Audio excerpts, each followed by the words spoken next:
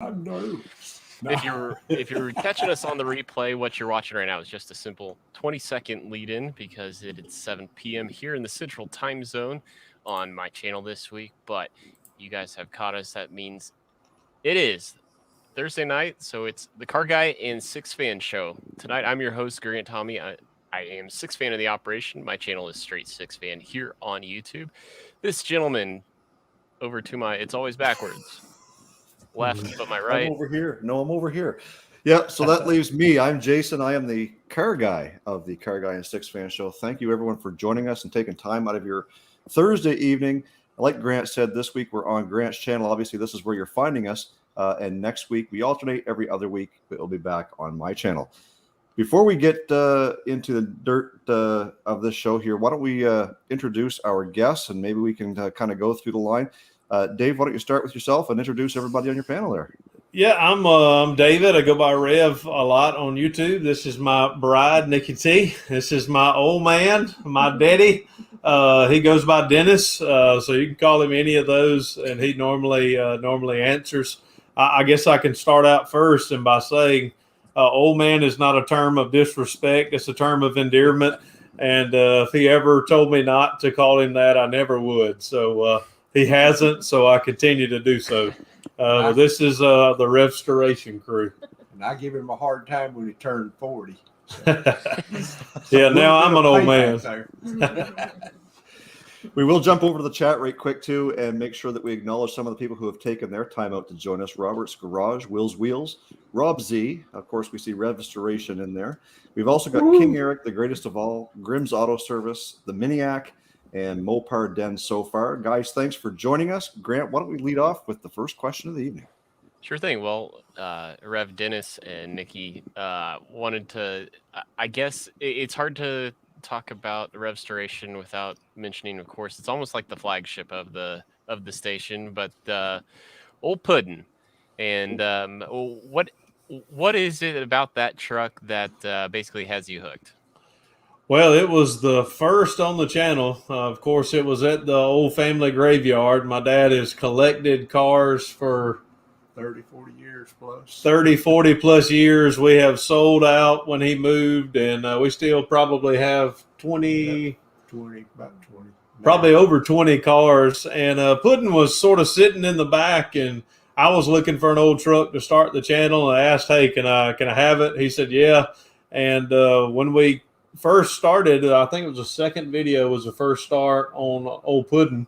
We did not check the oil. What was it? The PCV valve? PCV valve was pulled out or missing, and where the hood connects, there's the little seal was gone, and so over the years, water had dripped.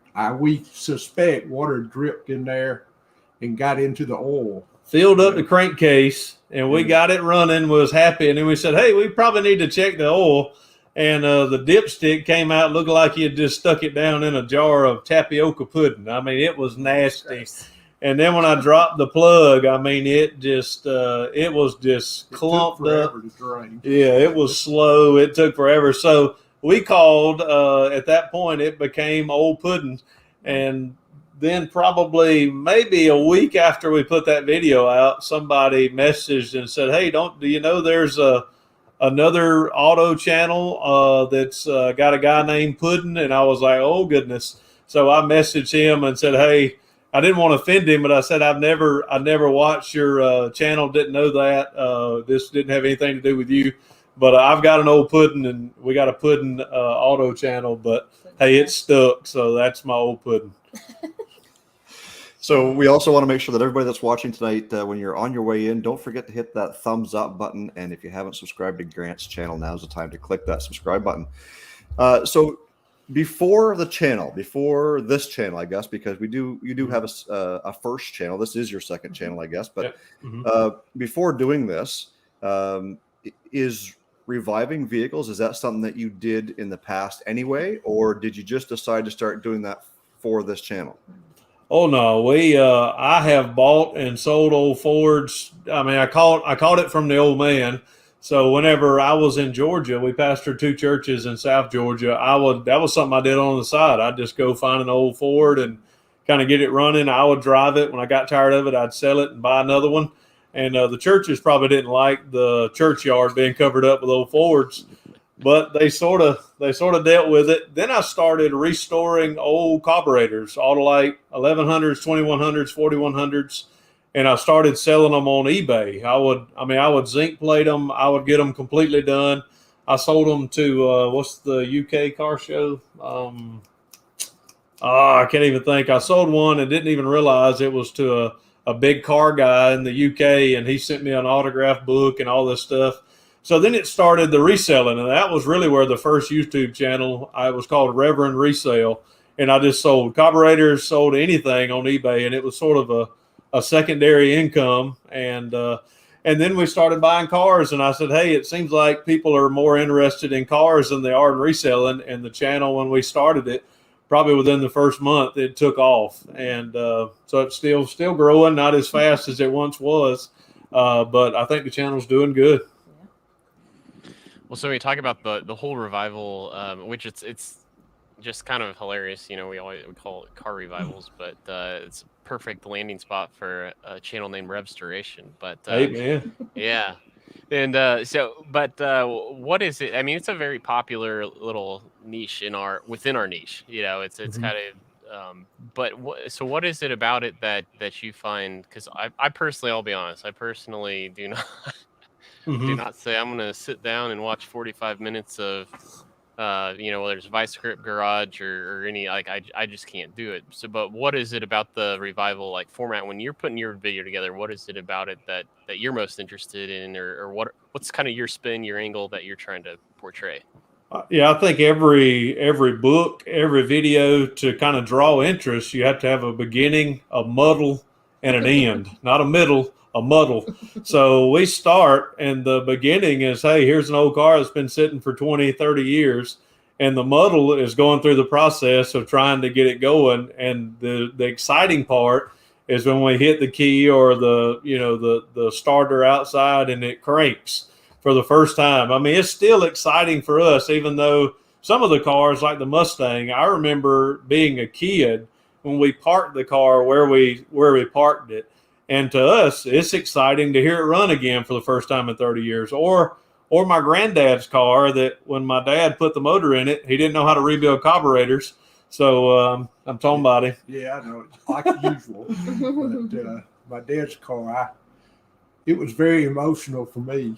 You know, I wanted to spend the money, but just never did have money to fix it, you know, get it going and back on the road. But we come back from, he was about, 6, 7. We went to Florida in it. Yeah. And anyway, we come back. I went to pass a car. We got almost back home, and I passed the car, and the crankshaft broke on it. And that was the loudest noise. Pulled off the road, had to get it towed home. And we thought it was cool. I ended up at a fruit stand. So it was awesome for me. I had to call my mama to come get us, and it was pretty interesting. And then it sat there for 25, 30 years before then he started this channel, and he said, well, let's work on Granddad's car. And when that thing come around the shop, I got really emotional. Even now it's emotional, and it's still sitting there, but we got it moving, we got it cranked up. So for us, we're making videos that we're going to be excited to have my grandkids to watch, we hope 30 years from now. So it's, for us, we're amazed that people watch the channel, but we like to do it because, I mean, it's just recording me and the old man, me and Nikki T, me and the kids having fun. So we enjoy it. Glad others do. Well, you had mentioned a few minutes ago that, you know, it's emotional and it's exciting when when you get that first start, when it first kind of takes off and goes. And I mean, quite frankly, I drive a Chevrolet. So, I mean, when I get in the truck every morning and that happens, I do get a little bit of a tear in my eye, but I'm so thankful that it starts every morning. But I got a question for Nikki T. So I know that you do help out once in a while when it comes to whether it's camera operation or sometimes you're in there getting dirty. Where would you rate your knowledge on cars on a scale of 1 to 10? Like 10 being like I'm the master mechanic, and 1 being I just walked out of the crib. Master mechanic, I am not.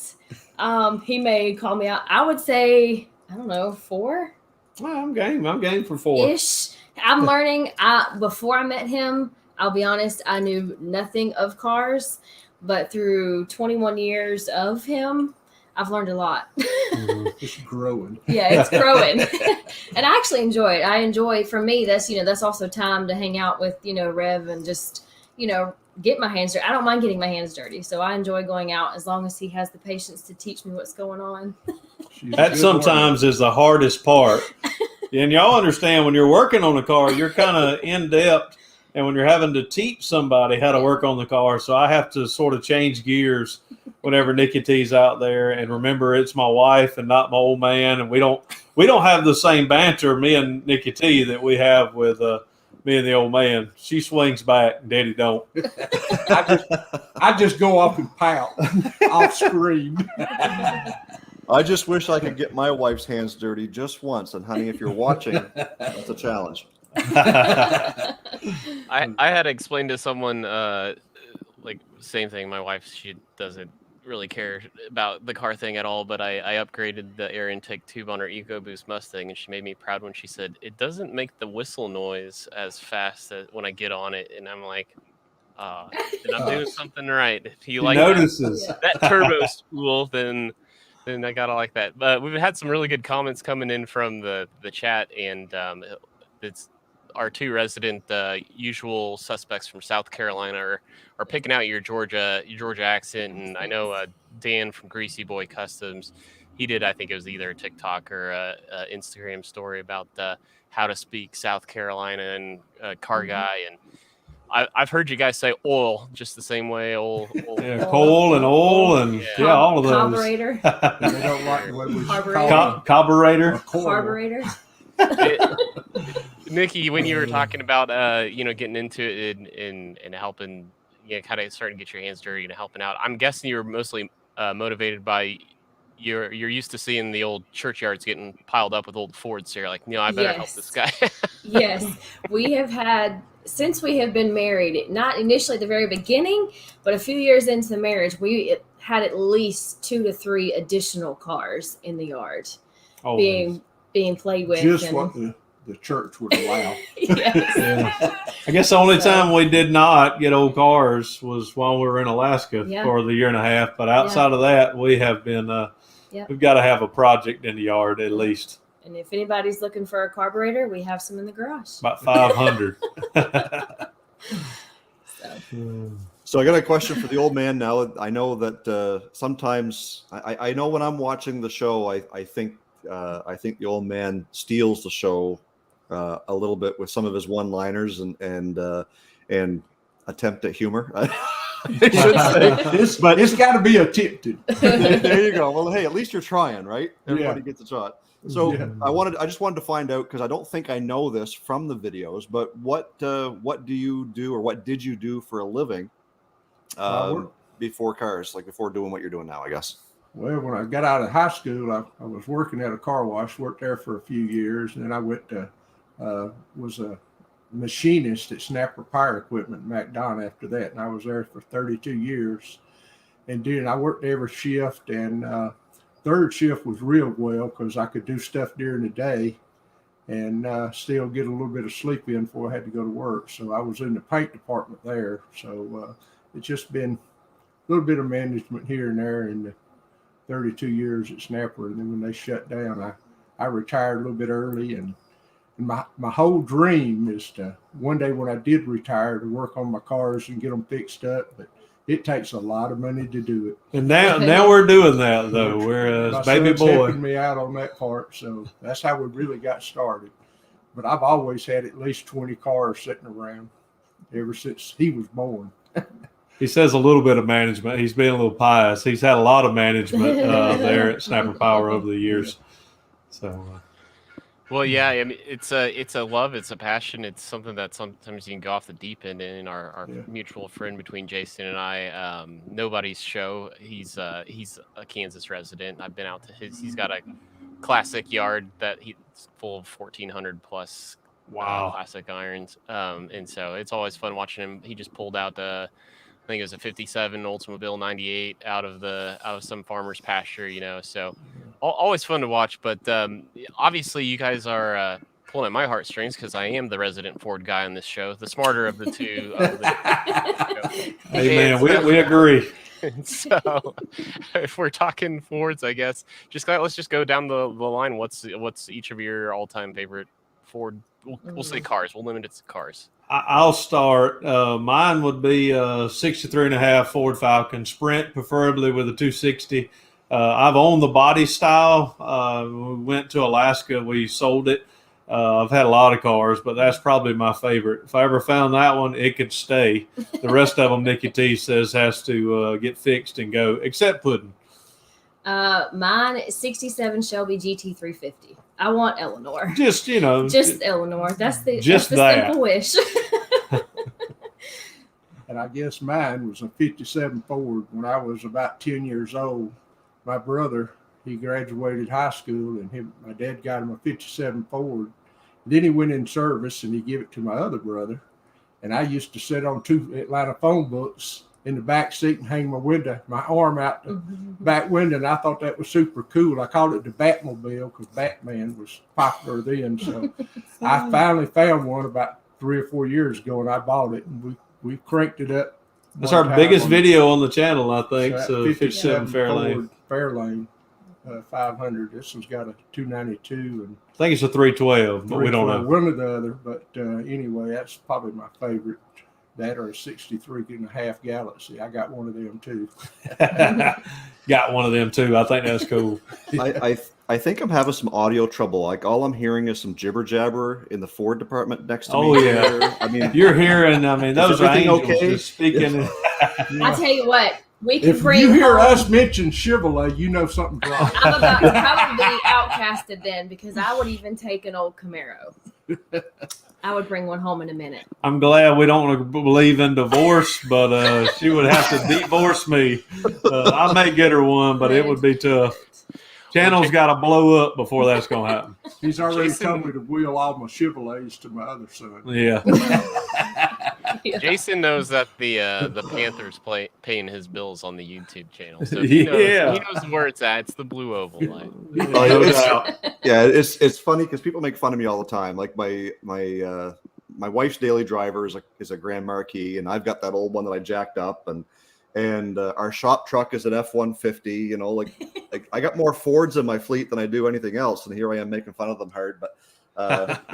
It's all part of the car guy play. You gotta, no matter what it is, you gotta make fun of everybody else's ride, right? So, and that's the cool thing on our channel. I had a collab that we recorded the first couple of days of this week, and they were just hammering on Fords. You gotta go. You gotta do something else. It's all in good humor. I mean, we would drive anything, but we're only satisfied in a Ford, or at least I am. So, and I guess mine started when I was little. My uncle. We used to go to Yellow River Drag Strip in Covington, and my uncle drove a Chevrolet, and my dad drove the old 54 and 53 Ford, and we were always bickering about Chevrolet and Ford. So I've grown up not liking Ford because of my daddy. Not liking Chevrolet. I don't like the Chevrolet like my dad didn't, and it's just been inherited, and I guess he inherited it too. Just catching up. All right, here's the first dad joke. How many hands does a man need to grow to put a small block Chevy fuel? Oh, I thought it was a dad joke.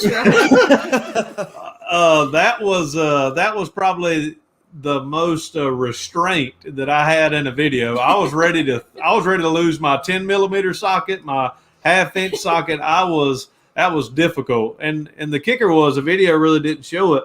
The van was, we had zero room to get in there anyway. And every time I'd push that push rod up, everybody said, put grease on it or scratch it or do this.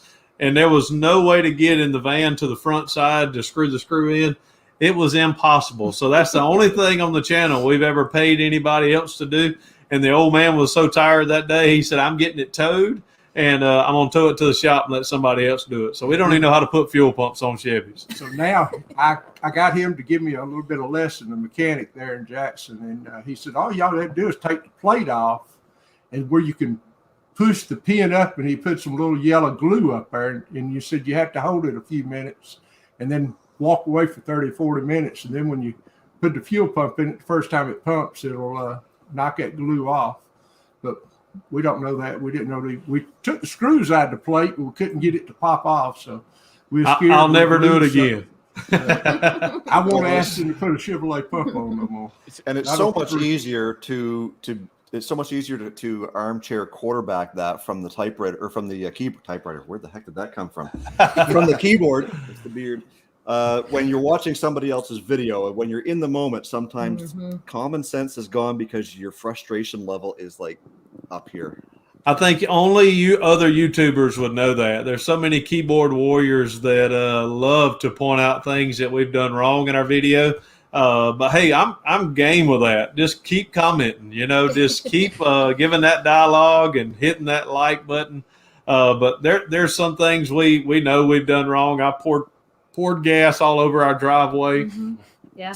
I had sparks. And I think the biggest thing was when we was jacking up that 64 and we had that lug wrench, the old lug thing. Yeah, they got on the old man. To me, and I'm old fashioned. I was probably 30, 40 years old before I bought the first four-way lug. Yeah, but he was trying to spin the wheel, and everybody thought he was trying to loosen the lug. He was trying to get the wheel to spin because the brake was hung up, so he was going in the opposite direction. And everybody was saying, the old man doesn't even know how to take a tire off. I was like, hold up now. You can talk about me, but don't talk about the old man. But it worked out. I hope we explained it. There's a few things we have to answer, seems like often on our channel, but we don't we like to show it all. I know there's some that may edit that out of their videos, but I think we're shade tree. I mean, we're doing it outside. It's probably not the best way of doing things, but we normally get it done. Mechanics. Yeah, hammer to the nose. You had to bring that up. Well, yeah, we all have those, but what makes it, well, shoot, I'll interrupt for a second and just remind everybody, in season 6 here in the CarRGuy and SIXFAN show, both Jason and I, we are still keeping track of super chats as they roll in and to try to give back to you guys who are so gracious with your financial resources. But you were talking about the the hammer to the head mechanics. But what makes it all worth it and rewarding? I mean, I just got a comment of, I knew I was doing a video one time that it had already been done 3 or 4 times over. But I remember when I was watching those videos, there was always just one part that they seemed to be leaving out, and it was really hard to understand because it was kind of a blind fitting that you had to reach a hand in. It was the catch can on my wife's EcoBoost Mustang.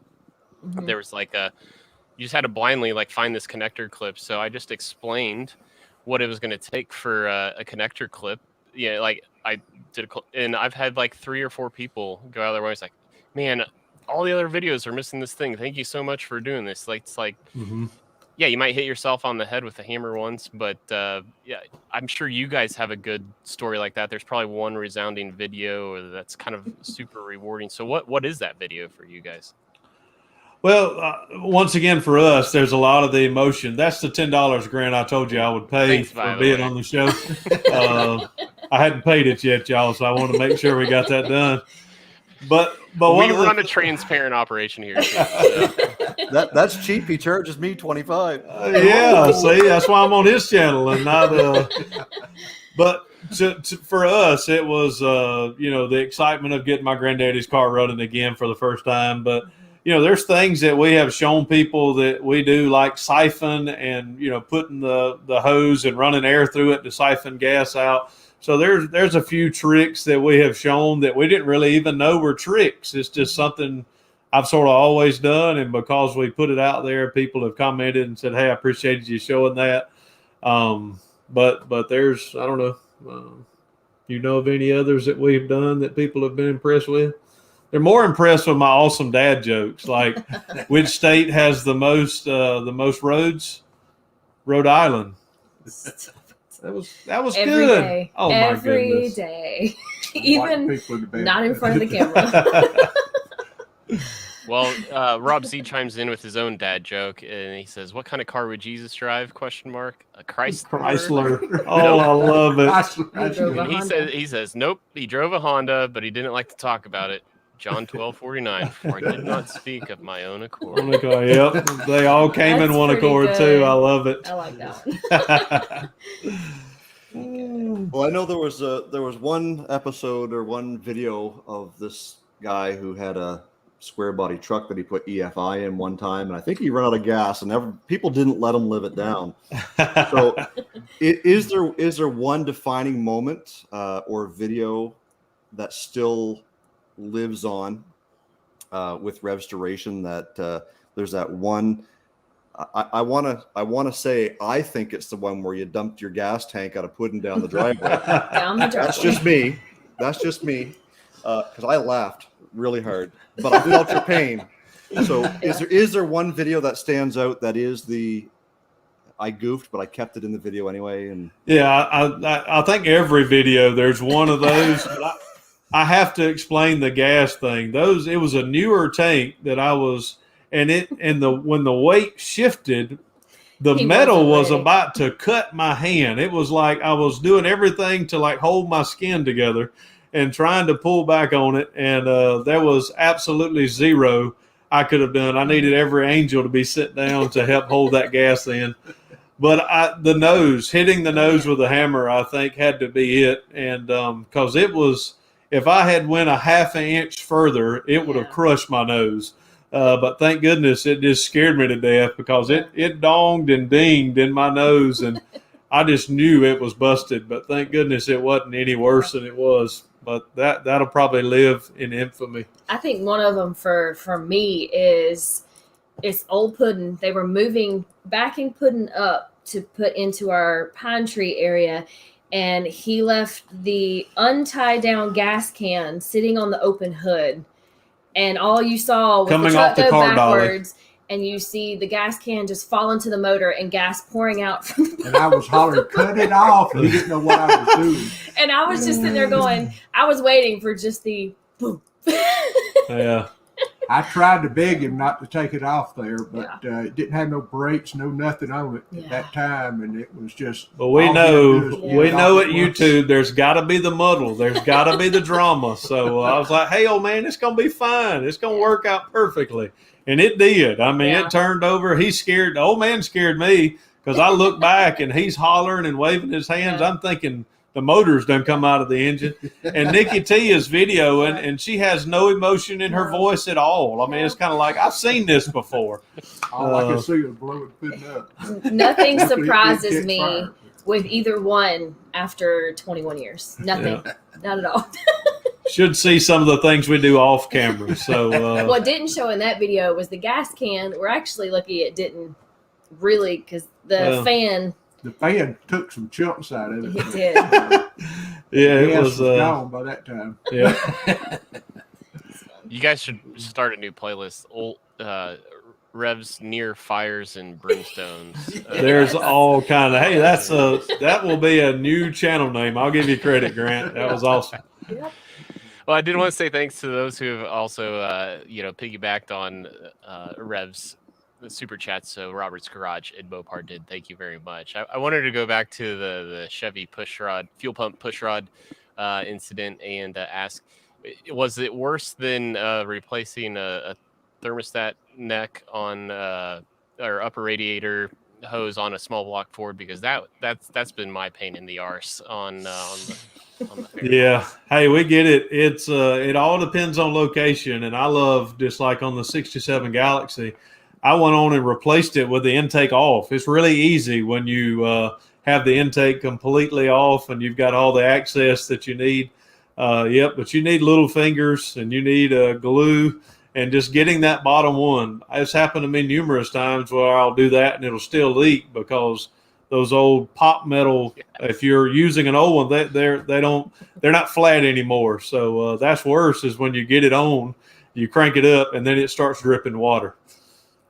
You talking about that little short nipple? Yeah. Oh, I could tell a story about that when I worked at that's the water pump nipple coming around to the housing. So a little short one. But anyway, I worked at the car wash when I was in high school. I was in 11th grade working there, and it was a cute girl drove a big Mercury with a big engine. I don't know what engine it was, but anyway, that little thing busted, and I thought I was going to be cool and fix it after work. Well, I took that thing off, and I worked, I know, an hour. And I finally had to get my dad to come up there to put it on for me. You talk about embarrassing. That was embarrassing. I couldn't put it on for that girl. She ended up marrying him, though. My mom was in the. Oh, it wasn't mama. Okay. That would have been cool. We were dating, but anyway. I'm so thankful for dads, eh? Yeah, Amen. I had to get my dad to get up there to get it put on. Wouldn't be here without him. Guys, it's hard to believe that we have hit the 30-minute mark, and it's at this point we're going to open up the chat to questions for the Revstoration team. If you guys have any questions that we didn't ask that you feel might need to be answered, go ahead and throw them in the chat, and we'll try and get to as many of them as possible. In the meantime, we're going to kind of go through everybody here and see what might be up and coming that you may want to share on your channel. So, Grant, why don't you start off and tell us if there's anything new that might be coming up on Straight SIXFAN? Yeah, well, hopefully, if things go right, we will have a Sunday upload this week, so that would mean it's another episode of What We Weld in Weekly, and I was always planning on the second half of the year. I was going to switch over because I have a multi-process machine, from stick to TIG welding, and so just did some practicing, some pie cuts, and TIG welding up some exhaust tubing. So before we get to you, Jason, we'll hang it down to Rev and the crew. What's coming up on Revstoration? Well, Grant, since you say that, I cut the floors out of Puddin and had this grand idea that I was going to just drop those floors in and pop a few welds on it and be ready to go. And it worked out about not like I expected it to.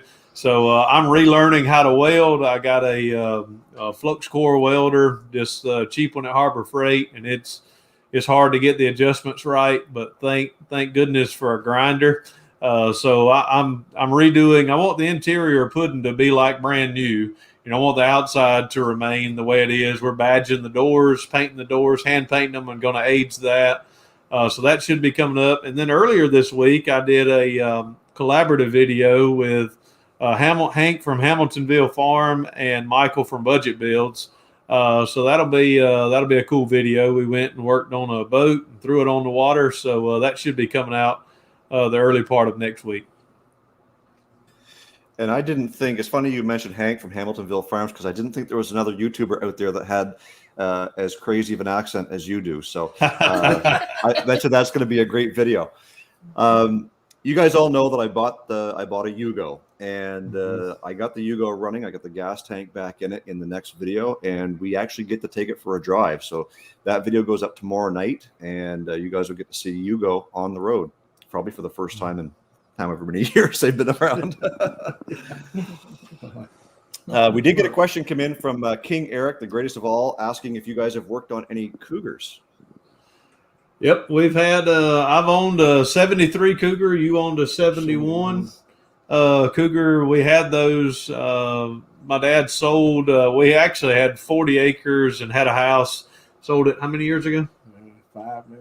5 at that time. I was in Alaska, and he sold probably 15 cars. Half of them. Sold a bunch of cars. We bought a bunch more since then, but the Cougars were in that lot.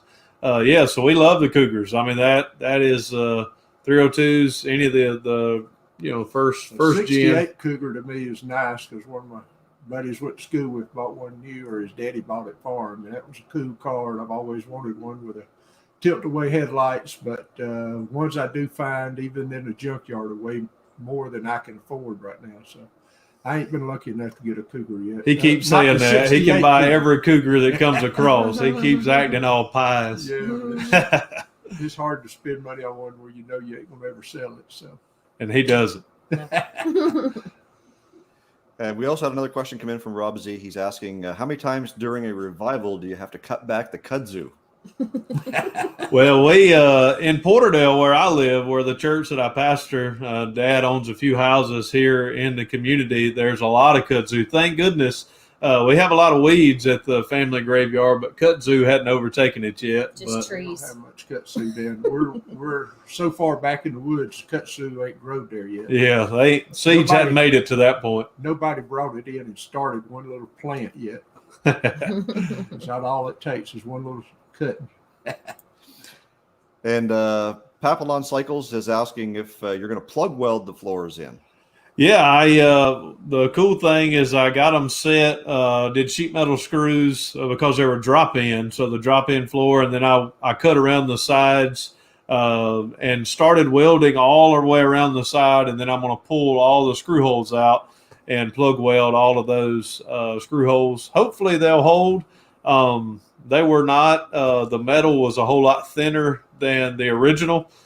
So I got the passenger side floor pops when you stand in it. So I may have to figure out how to do that up underneath the truck, but nobody will be looking under there. So it'll be good. Kind of a shameless self plug for a coworker of mine. When Jason was doing his rockers, the guy who got me into YouTube, a coworker of mine, his big break on YouTube was he did a how to plug weld or how to weld sheet metal. And it's over a decade old, I think, by now. But I know Jason found it super helpful, and that's where I sent him exactly that way. But Greg's Garage, we can send that your way if you'd like. He's got a lot of good. He just kind of breaks it down. I mean, it's sheet welding for dummies, which is I'm going to watch that. I'm going to watch it someday too when I get a MIG welder. So we did get another question in from Mopar Din. What build would you, and we'll go all the way through the three of you. You got all three can take on this question. What build would you love to do that you haven't done yet, if you could choose anything? I'd like to finish the 57 myself, 57 Ford Fairlane 500 that I got. I'd like to get it on the floor and put some brakes on it, at least be able to drive it around the block and this, that, and other. But, y'all saw that video. It had no brakes, but he was squalling tires and just kicking up dust. So I can't wait to get on the road with that one in the passenger seat with the old man. That's going to be fun. It's a 3-speed on the column. I don't think he's ever drove one with a column. But, I have. It's different. Yeah. A little different. Actually, recently, outside of my dream Mustang, I've told Rev I actually would love to find an old Ford Bronco. 80s, not 60s. Actually, I would take 60s. Oh, I would too.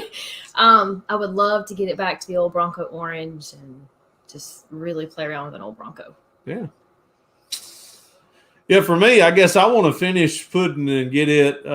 We've ordered parts, and I don't know how it is with y'all. I ordered parts from Eckler's, not down in them, but they ended up charging me. I wanted it really quick, so I paid $120 to get it 2 days shipped to me, and it didn't come in. So I called, and they were like, "Well, it's going to be the end of August before this comes in, and then we'll ship it to you 2 days." And I thought, "No, chick, you got the wrong one."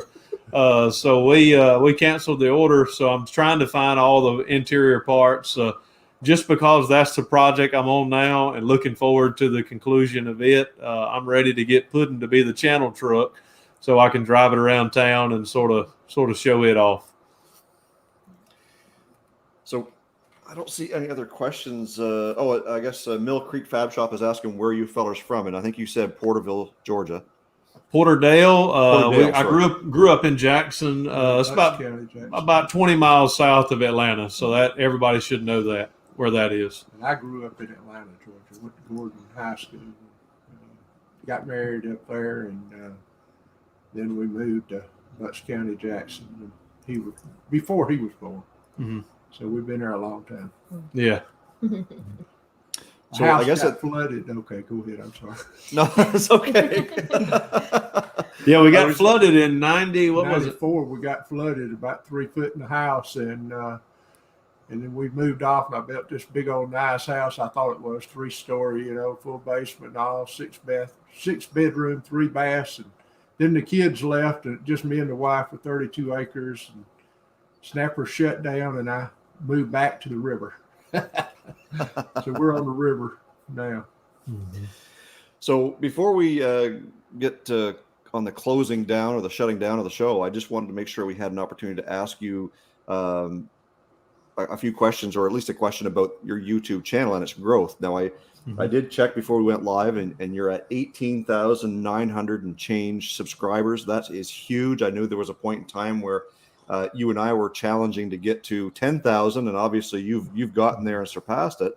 The there's a lot of YouTube channels that watch this show who are in the chat tonight. If you had a piece of advice to give them to help grow their channel, what would that be? What has worked for you? Well, I learned I learned a lot when it came to the first channel that we had. And then when I first started putting out these videos, I did not anticipate that YouTube was going to push it. We all know its algorithm. If YouTube pushes it, the channel is going to grow. And I think initially I put out 2 videos when I started the channel the very first day. And then I told the 2,000 subscribers I had on the other channel, hey, go watch this. And I think that influx of a lot of people coming at one time caused eBay to say, oh, something's going on here. YouTube, yeah.